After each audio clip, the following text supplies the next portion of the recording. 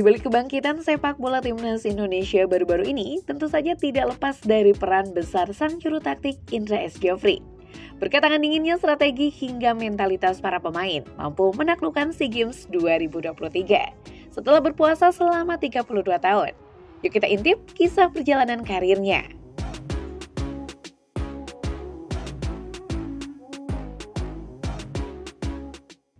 Sebelum menjadi pelatih, pria kelahiran Painan, Sumatera Barat 2 Februari 1963 ini merupakan seorang pemain sepak bola yang bermain untuk PSP Padang pada tahun 1980-an.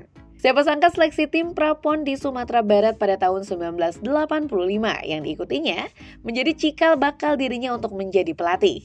Ia kecewa ketika melihat sistem pencarian bakat kala itu yang banyak melewatkan para pemain hebat dari pelosok bahkan tak tersentuh. Setelah kiprahnya sebagai pemain sepak bola usai, ia tidak langsung terjun ke dunia kepelatihan. Sebagai upaya pemerintah Padang dalam menghargai jasanya, ia diganjari sebagai karyawan pos hingga menduduki jabatan kepala kantor pos di sebuah kota di Sumatera Barat. Darah sepak bola yang sudah terlanjur mengalir di dalam darahnya, membuat dirinya merasa terpanggil untuk melanjutkan mimpinya sebagai seorang pelatih. Untuk fokus menjadi pelatih profesional, ia rela mempertaruhkan jabatannya sebagai kepala kantor pos dan mulai serius menekuni dunia kepelatihan. Ia lalu memutuskan pensiun dini setelah 23 tahun mengabdi di kantor pos dan beralih fokus sepenuhnya pada dunia kepelatihan sepak bola. Sebuah keputusan yang mengundang kekhawatiran dari keluarganya. Kesulitan ekonomi pun sempat dirasakan Indra ketika masa transisi tersebut. Namun keyakinan akan mimpinya tak sama sekali membuatnya goyah. Indra mulai banyak mengikuti kursus kepelatihan. Pada tahun 1997, ia dapat lisensi CAFC kemudian naik ke level B pada tahun 1998 dan level A pada 1999. Saat Indra bekerja memulai karir kepelatihannya sebagai instruktur pelatih di Jambi, ia mendapat tawaran dari Bob Hippie untuk memoles bakat-bakat pesepak bola muda Indonesia. Bob Hippie saat itu merupakan pengurus Persatuan Sepak Bola Seluruh Indonesia atau PSSI pada tahun 2007. Kecermatannya menangani talenta-talenta muda membuatnya diangkat menjadi pelatih timnas junior tahun 2011. Sama seperti mimpinya terdahulu, hal itu kemudian menginspirasi Indra untuk berkeliling dan memantau hingga ke pelosok daerah-daerah demi mencari bakat-bakat muda Indonesia. Kebiasaan berkeliling Indonesia untuk mencari pemain itu rutin dia lakukan ketika menangani tim sepak bola usia muda di kemudian hari. Dari kebiasaan ini, muncul nama-nama pemain seperti Sahrul Kurniawan, Ilham Udin Armajin, dan Yabes Roni Malaifani. Kendala dana hampir selalu menjadi penghalang niat Indra menjaring bakat-bakat pesepak bola muda hingga sudut Indonesia. Akan tetapi, bantuan dana dari teman-teman Indra cukup meringankan upayanya. Berangkat dari sana, Indra membangun tim yang kuat dan bisa mewakili semangat keberagaman Indonesia. Prestasi pertama Indra bersama tim kelompok usia Indonesia adalah ketika menjuarai HKFA International Youth Invitation Tournament pada 2012 setelah mengalahkan Singapura di final. Indra ketika itu membesut tim U17 yang diperkuat antara lain oleh Rizky Pelu, Evan Dimas Putu Gede Juniantara, dan Sabek Fahmi. Pola pembinaan Indra kembali membuahkan hasil pada tahun 2013 menjadi tahun yang membanggakan bagi dirinya dan masyarakat Indonesia. Indra berhasil membawa timnas Indonesia U19 menjuarai turnamen kejuaraan remaja U19 AFF 2013. Saat itu Indonesia mengalahkan Vietnam melalui babak adu penalti dengan skor 7-6 yang sebelumnya bermain imbang 0-0.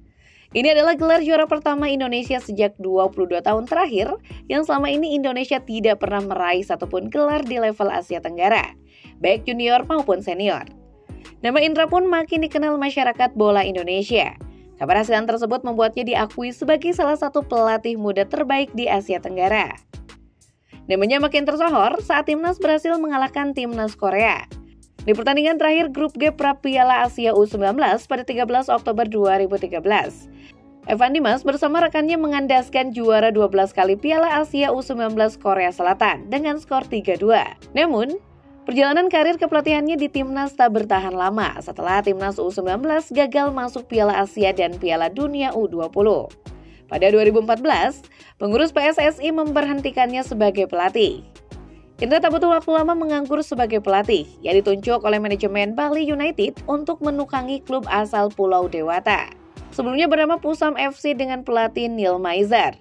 Indra berhasil membawa Bali United menjadi salah satu tim yang disegani di kompetisi Indonesia. Baru 2 tahun di Bali United, Indra harus rela melepasnya. PSSI kembali meminta Indra untuk menangani timnas U19 per 2016. Indra pun menjawabnya dengan mencari dan membina talenta-talenta muda Indonesia untuk tampil di pentas dunia. Beberapa tahun berselang, lagi-lagi mantan pelatih Bali United itu sukses membawa timnas Indonesia U22 keluar sebagai juara Piala AFF U22 2019 di Kamboja. Kala itu, Marinus Wanewar dan kawan-kawan sukses membungkam Thailand 2-1 di laga pamungkas. Sayangnya pelatih kelahiran Lubuk Nyiur itu gagal melanjutkan tren positif di SEA Games 2019. Pasukan Garuda Muda dipaksa menyerah 0-3 dari Vietnam pada partai final di Stadion Richel Memorial Manila, Filipina. Sempat ditunjuk sebagai asisten pelatih Shin Tae-yong pada akhir 2019, Indra kemudian diberikan kepercayaan menjadi pelatih timnas U22 persiapan SEA Games 2023. Setelah sebelumnya menjadi direktur teknik PSSI menggantikan peran Danur Windo. Aspek mentalitas memang selalu menjadi perhatian besar Indra setiap kali menangani tim sepak bola. Selain memancangkan semangat kebangsaan kepada para pesepak bola muda, Indra turut membangun mental mereka. Bagi Indra, aspek mentalitas yang paling cepat dalam menggerakkan seorang pemain. Ya, hasil final SEA Games 2023 Timnas U22 Indonesia melawan Thailand di National Olympic Stadium Phnom Penh, Kamboja lalu telah menjadi bukti tidak bisa dipungkiri Indra adalah pelatih tim kelompok usia tersukses Indonesia saat ini. Semua itu diraih berkat perhatiannya terhadap bakat-bakat muda Indonesia. Persembahan medali emas di Kamboja menjadi kado manis bagi sepak bola Indonesia yang tengah dirundung duka akibat tragedi Kanjuruhan dan kegagalan menjadi tuan rumah Piala Dunia U20. Dukungan dari kita semua sangat mereka butuhkan, terutama sang pelatih Indra S. Jafri. Semoga tangan dinginnya terus mampu membawa skuad Garuda mengukir prestasi-prestasi baru ke depannya. Thanks for watching everyone. See you!